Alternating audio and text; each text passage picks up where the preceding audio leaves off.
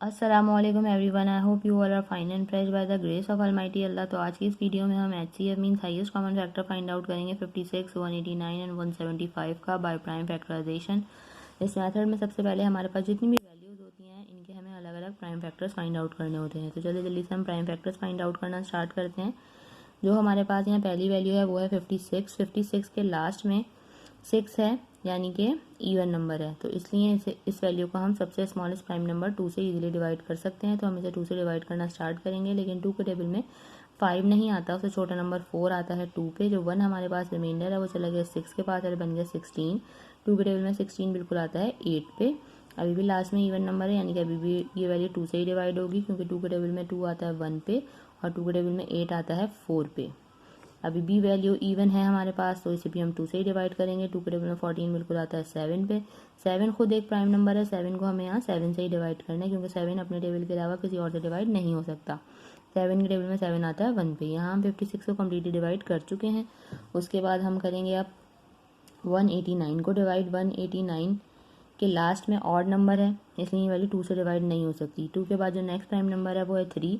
तो हम देखेंगे कि क्या ये वैल्यू 3 से डिवाइड हो सकती है। और 3 का डिविजिबिलिटी रूल ये है कि ये जो डिजिट आपको यहाँ नज़र आ रहे हैं, अगर हम इन सबको प्लस करें, प्लस करने के बाद हमारे पास ऐसी वैल्यू है जो कि 3 का मल्टीपल है, तो उसका मतलब है कि वैल्यू 3 से कम्प्लीटली डिवाइड हो सकती है। तो अगर हम इन तीनों को प्लस करें, 1 + 8 9 हो जाएगा, और 9 + 9 18। 18 3 का मल्टीपल है, इसलिए ये वैल्यू इजीली 3 से डिवाइड हो सकती है। 3 के टेबल में 18 बिल्कुल आता है 6 पे, और 3 के टेबल में 9 भी बिल्कुल आता है 3 पे।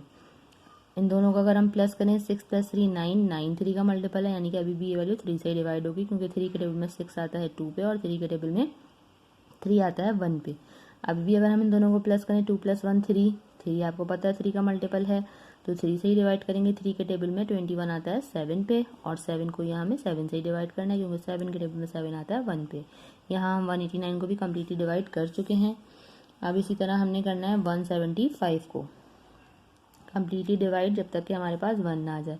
2 से हम इसे डिवाइड नहीं कर सकते, क्योंकि लास्ट में ऑड नंबर है। 2 के बाद 3 में इसकी डिविजिबिलिटी किस तरह चेक करेंगे, इन तीनों डिजिट्स को प्लस करने के बाद हमारे पास अगर ऐसी वैल्यू आती है जो कि 3 का मल्टीपल है, तो ये वैल्यू इजीली 3 से डिवाइड हो जाएगी। 1 + 7 8 एंड 8 + 5 हो जाएगा 13। 13 तो 3 का मल्टीपल नहीं है, यानी कि ये वैल्यू 3 से डिवाइड नहीं हो सकती। 3 के बाद जो नेक्स्ट प्राइम नंबर है वो है 5, और 5 से ये वैल्यू इजीली डिवाइड हो जाएगी, क्योंकि इसके लास्ट में है 5।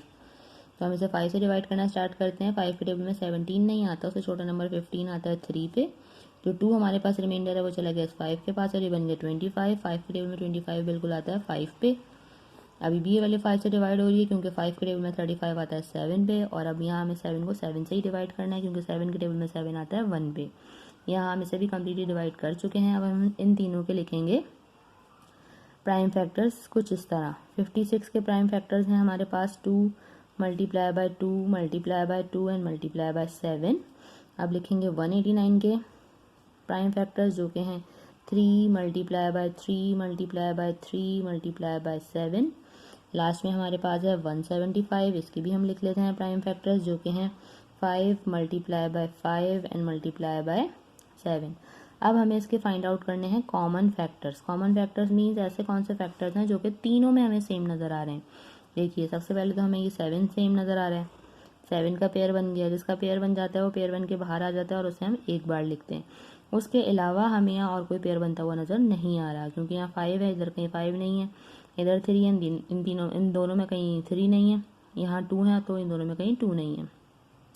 तो इसका मतलब है कि 7 हमारा कॉमन फैक्टर एक ही है, और यही हमारा हाईएस्ट कॉमन फैक्टर भी है 7।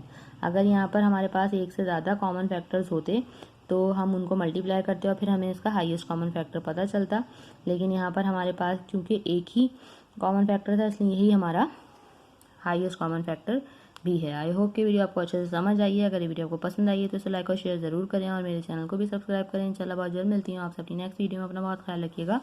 अल्लाह हाफिज़।